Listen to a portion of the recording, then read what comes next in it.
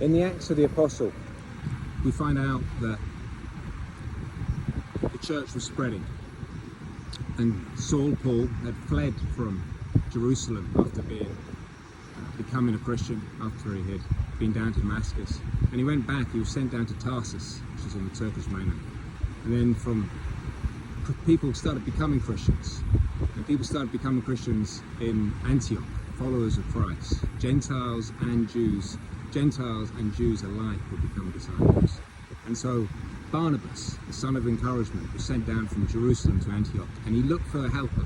And he knew Saul of Tarsus. And so he went to Saul and found him and brought him back to Antioch. And there they were for a whole year, and many people became Christians. And they had a vision. The first time they had a vision for evangelizing the world.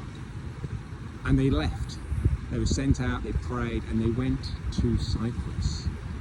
And that's an obvious choice because Barnabas was from Cyprus. And so they went in a little ship, probably a day's voyage from Antioch, and they set foot here at Salamis on Cyprus.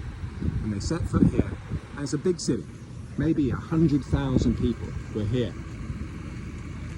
And you can imagine, they didn't really know how it was going to work out. They were setting forth in a new city, a Roman city, but with Jews, with Roman citizens, with Gentiles in here.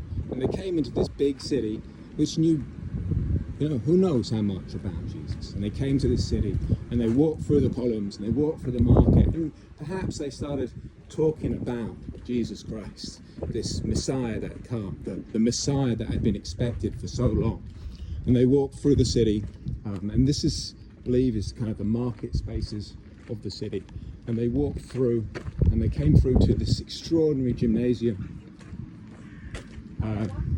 and they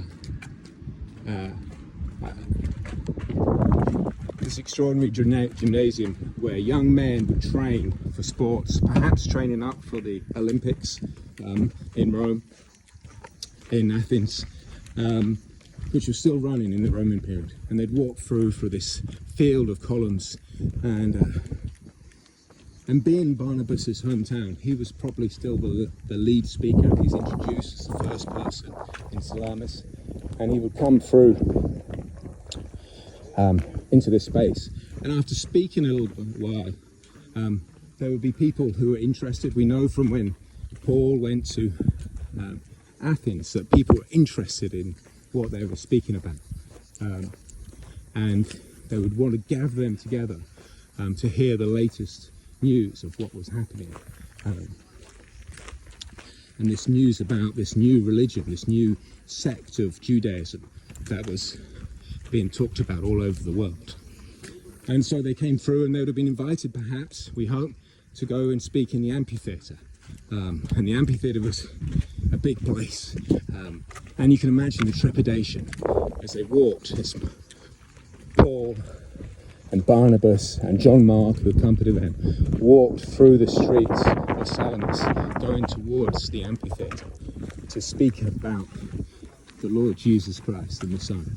And they walked towards this, and they could see in the distance the amphitheater, seating thousands of people, gathering in the hubbub, the noise, the volume of that crowd, and the nervousness of Paul and Barnabas and John Mark as they waited to speak and look forward to hearing this new message.